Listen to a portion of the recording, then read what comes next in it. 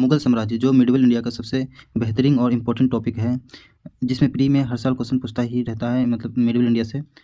तो हम देखेंगे आज मुगल साम्राज्य जो कि 1526 पानीपत के युद्ध से लेकर के 1857 की क्रांति तक, सबसे पहले बाबर से लेकर के बहादुर शाह जफर तक, लास्ट जो 20वां शासक रहा तक देखेंगे हम लोग। तो लेट्स स्टार्ट इट।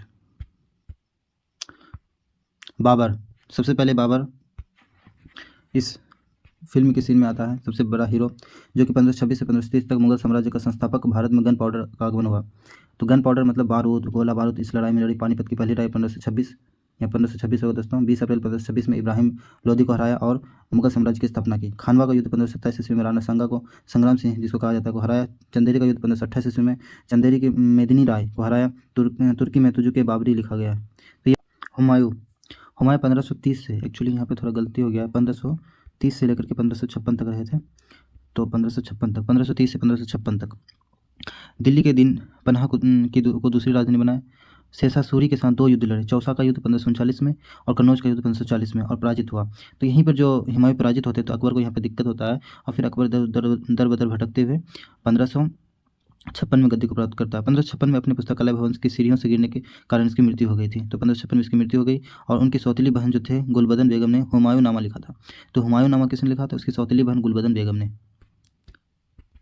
हुमायूं के बाद आते हैं अब अकबर।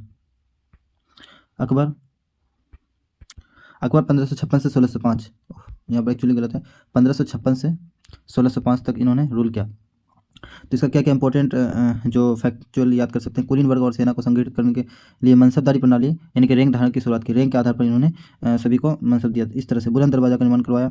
रॉल्फ फिंच जो 1585 ईस्वी में अकबर के दरबार में जाने वाले पहले अंग्रेज थे। जजेस कर जो थे समाप्त कर दिया गया। 1564 ईस्वी में सुलह कुल सभी को शांति में विश्वास करने की नीति को अपनाया। फतेहपुर सिकरी में इबादत खाना जो प्रार्थना कक्ष होता था का निर्माण करवाया। 1579 में अचूकता की डिग्री जारी की। उसके अलावा धार्मिक आदेश दिन इलाही 1582 ईस्वी में तैयार किया। उनके दरबार के 9 रत्न में बीरबल थे, जिसको महेश दास कहा जाता था, असली नाम बीरबल, महेंद्र दास, और ऐसे बीरबल कहते थे। तानसेन यानी कि तन्ना मिश्र, फैजी महाराज मान सिंह और फ़कीर, उसके बाद अजीउद्दीन मिर्ज़ा अजीज़ फ़ोका थे। टोडरमल अब्दुल रहीम खाना अब्दुल फजल थे। नोट, इस बात पर अस्पष्टता है कि मुल्ला दो प्याजा अकबर के 9 रत्नों में से एक था। तो मुल्ला दो प्याजा है या नहीं, इस बात पर अभी अस्पष्ट बात नहीं कुछ कहा जा सकता है। कुछ सूत्रों का कहना है कि यह काल्पनिक चरित्र था, और कुछ का कहना है कि यह अकबर का सलाहकार था। ओके, अब आते जहांगीर जो थे अकबर के पुत्र। जो जहांगीर 1605 से 1627 तक रूल किए। सिखों के 5वें गुरु अर्जुन देव को फांसी की सजा, जो फांसी की गई, इसी के समय दी गई थी। जहांगीर के समय में शाही न्याय चाहने वालों के लिए आगरा किले में जंजीर अदल की स्थापना की। तो जंजीर अदल की स्थापना किसने की थी? जहांगीर ने। क्या था जंजीर अदल? तो शाही न्याय से संबंधित था।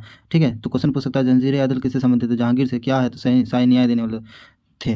कैप्टन हॉकिंस और सर थॉमस रो उनके दरबार में आए थे। अब्दुल हसन, उस्ताद मंसूर और बिशनदास उनके दरबार के प्रसिद्ध चित्रकार थे।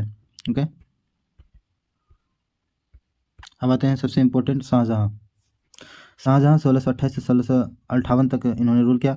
2 फ्रांसीसी बर्नियर और टैवरिनियर इतालवी जो साहसी मनुची ने उसके दरबार का दौरा किया। आगरा में मोती मस्जिद और ताजमहल, दिल्ली में जामा मस्जिद और लाल किला बनवाया।